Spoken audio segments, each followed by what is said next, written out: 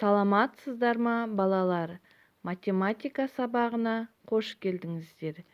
Бүгінгі біздің тақырыбымыз бұрыштарды салыстыру, бұрыштардың түрлері, үшбұрышты сызғыш. Бүгінгі оқу мақсатымыз бұрыштың градустық өлшемін табуға, бұрыштарды салыстыруға берілген есептерді шығару. Ал енді балалар, өткен тақырыпты еске түсіріп, мына сұрақтарға жауап беріп көрейік. Бір нүктеден басталатын екі сәуледен құралған фигура қалай аталады? Бұрыштың төбесінен басталып, оны өзара тең екі бұрышқа бөлетін сәуленің атауы. Келесі сұрағымыз, бұрыштың өлшем бірлігі және осы бұрышты өлшейтін құрал. Транспортир шкаласының әрбір бөлігі неше градус деп ойлайсыздар? Градустық өлшемі 90 градусқа тең бұрыш қалай аталады? Жазыңқы бұрыштың градустық шамасы қаншаға тең? 70 градус қандай бұрыштың түріне жатады? Өткен тақырыптарға байланысты ережелер естеріңізге түсті ме? Кәне, өз білімімізді тексерейік. Бұл сұрақтардың жауабы бұрыш, биссектриса, градус, транспортир, 1 градус, тік бұрыш, 180 градус, сүйір бұрыш. Ал енді дәптерлерімізді ашып, мына тапсырманы орындайық. Транспортирді пайдаланып, мына бұрыштарды салыңдар. АОБ бұрышының градустық шамасы 70 градус, АОД бұрышының градустық шамасы 140 градус, СОД бұрышының градустық шамасы 55 градус. Бұл тапсырманы дұрыс орындау үшін транспортирдің көмегімен бұрышты сызуды есімізге түсірейік. Транспортирдің көмегімен градустық өлшемі 40 градусқа тең бұрыш салуды үйренейік. Алдымен, бұрыштың бірінші сәулесін жүргіземіз.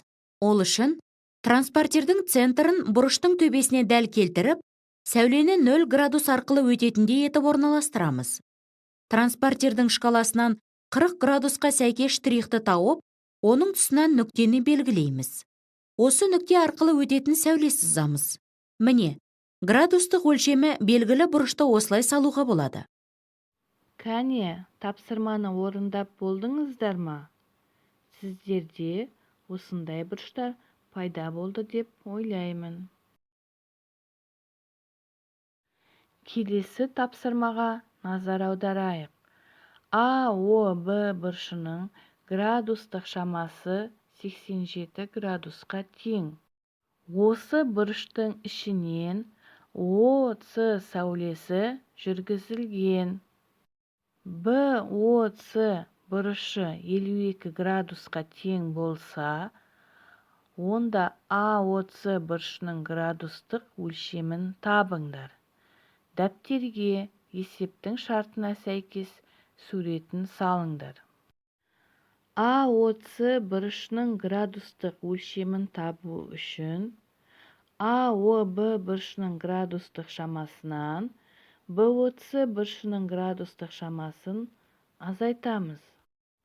Яғни 87 градус пен 52 градустың айырмасын есептейміз. Жауабы 35 градус.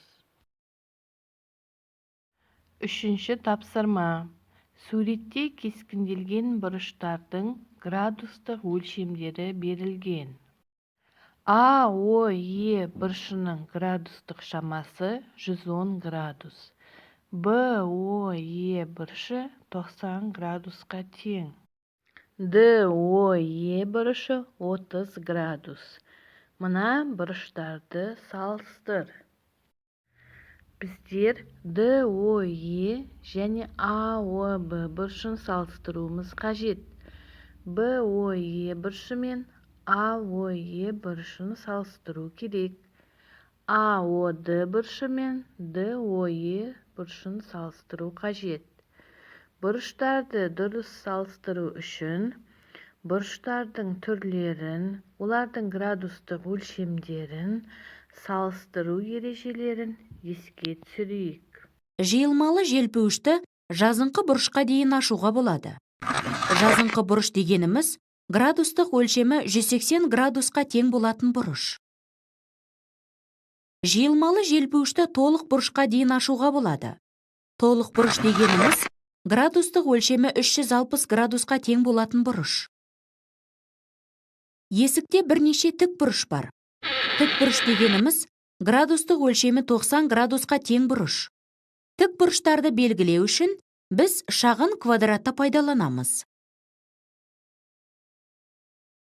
Сәл ашық тұрған есік сүйір бұрышты формада болады. Сүйір бұрыш дегеніміз градустық өлшемі 90 градустан кіші бұрыш. Егер есікті кеңінен ашсақ, ол доғал бұрыш жасайды. Доғал бұрыш дегеніміз градустық өлшемі 90 градустан үлкен 180 градустан кіші бұрыш. Жиылмалы желпуіш дөңес емес бұрыш жасауы мүмкін. Дөңес емес бұрыштың градустық өлшемі 180 градустан үлкен, 360 градустан кіші болады. Тапсырманы орындап болсақ, өзімізді тексерейік.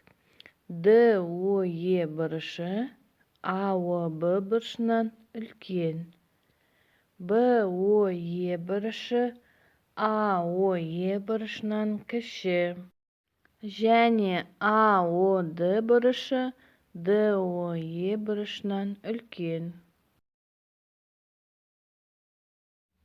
Енді дәптерлерімізге үй тапсырмасын белгілеп алайық.